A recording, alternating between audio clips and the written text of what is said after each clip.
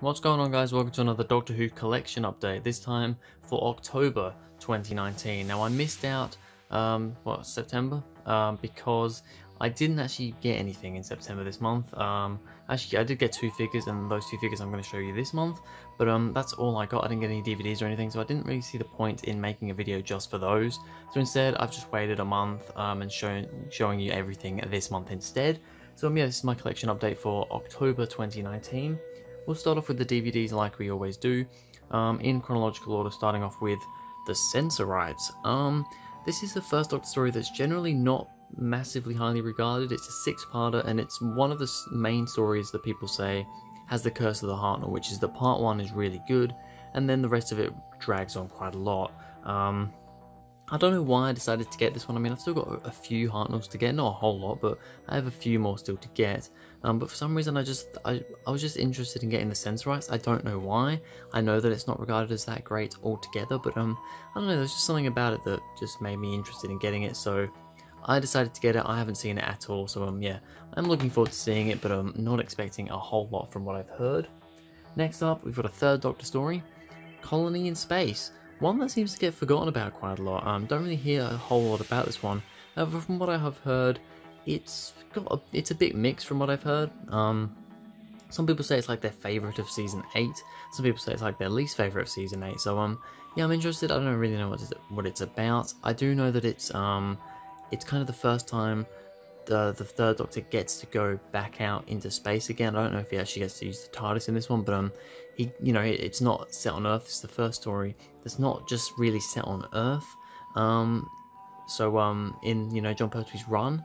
So yeah, I'm interested in seeing how that all goes. But yeah, another one that I'm kind of getting down to the point now where I'm getting to some of the lesser known and lesser loved stories in a lot of ways, so I'm just kind of filling in the gaps now. So yeah, Colony in Space, I decided to get that one.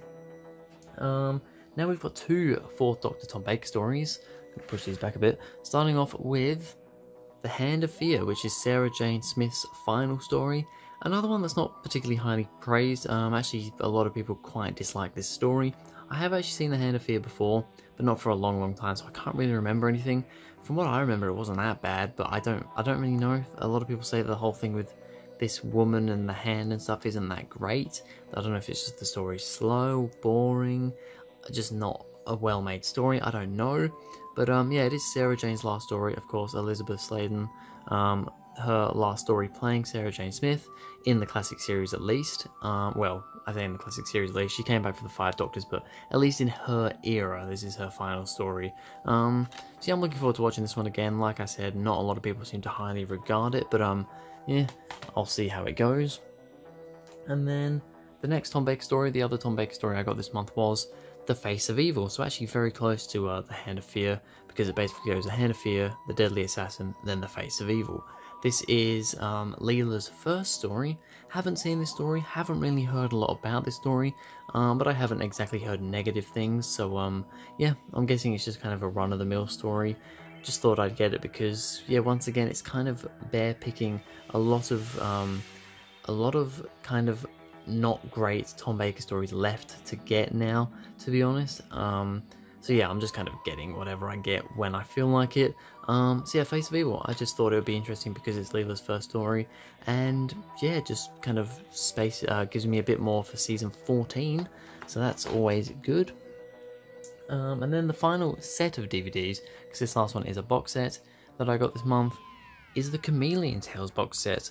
Another one which, once again, not, to be honest, altogether this month, I haven't got particularly highly regarded stories. They're all fairly average to not great, regarded stories. So Chameleon Tales comes with 2 stories, The King's Demons and Planet of Fire.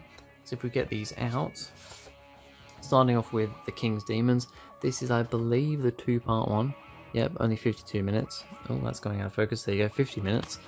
This is only a 2-parter in season 20, I believe, which means I've pretty much almost completed season 20, which is crazy as well. But yeah, The King's Demons, once again, don't really know anything about it. The Master's in it, the 5th Doctor's in it, the Chameleon's in it. I don't really know what it's about or anything. I haven't heard great things about this one, but once again, it's just a 2-parter, so I mean, it can't be that hard to get through. hopefully at least. And then the other story is Peter Davison's penultimate story, Planet of Fire. I've heard slightly better things about this one than King's Demons, but once again, it's still not a massively amazing story from what I've heard. Most people say Perry's first story, Turlough's final story, Chameleon's final story, I suppose, second and final story. The Master's in it again. Once again, I don't really know what this is about at all, but yeah, it's interesting. It's an interesting one. It's got a special edition as well, but I'll probably just watch the original edition, the standard edition, to start with. But yeah, Planet of Fire, another one that a lot of stories this time that aren't particularly highly regarded, and I, on the most part, don't really know a whole lot about. But that's all the DVDs. I did get a couple of figures, like I said, well, actually in September, but I'm putting them in this video instead. So first of all, they're both new series figures. First of all, we have a Scarecrow from Series 3's Human Nature and Family of Blood. I've always wanted to get a Scarecrow figure. I haven't ever had one, so yeah, I've always wanted to get one. This is just the blue one. I think there is different colour ones you can get. I just wanted a Scarecrow. This was a good price, so I got it. Yeah, really nice detail. I think this is a really nice figure. Just, you know, all good stuff. I do like, I mean, this is one of my favourite stories, Human Nature, Family of Blood, and I do really like the Scarecrows. I think they work very well as these villains that they are, alongside the alongside the Family of Blood, you know, themselves. I think they work as a very good sort of a side villain. But yeah, it's a really nice figure, very well detailed, all pretty good stuff. So I'll stand him up over there, if you will stand up. There we go. And then the other figure I got from Series 4 is the Pyrovillian Priestess. I think that's what they call her, from the Fires of Pompeii. Another story that I think is amazing. The Fires of Pompeii is such a great story. And yeah, once again, it's just, it was a cheap figure. I actually got them both from the same seller, so I think I got a bit of postage off, maybe? So yeah, it was off eBay. That's where I get all my figures from. And if she wants to focus, do you want to focus? There we go. Once again, great detail on all the cracking and all that.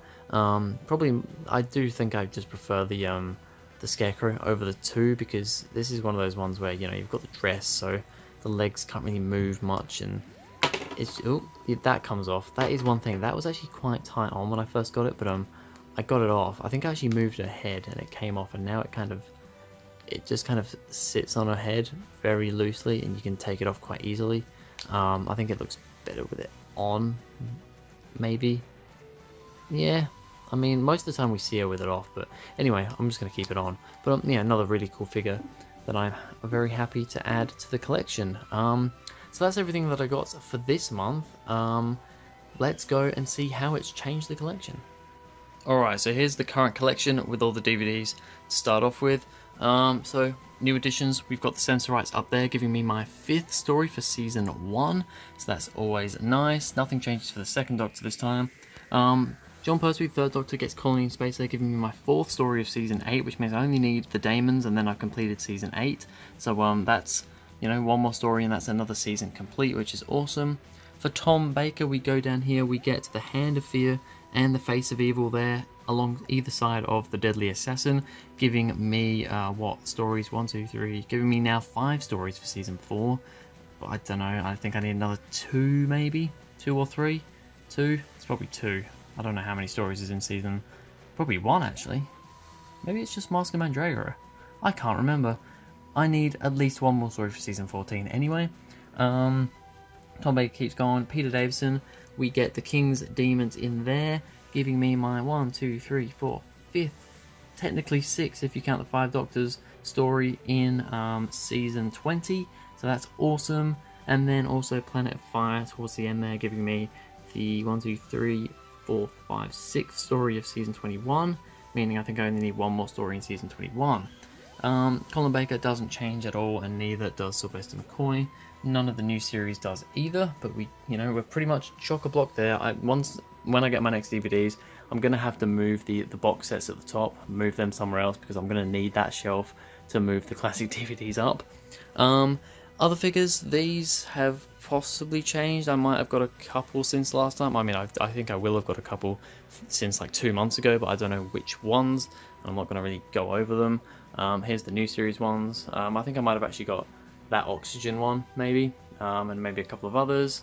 But then we go to the 5-inch figures, which we get the Scarecrow and the Pyrovillian Priestess. They have been additions, but apart from that, nothing changes there. I really want to be getting more figures. It's just hard to get a hold of them.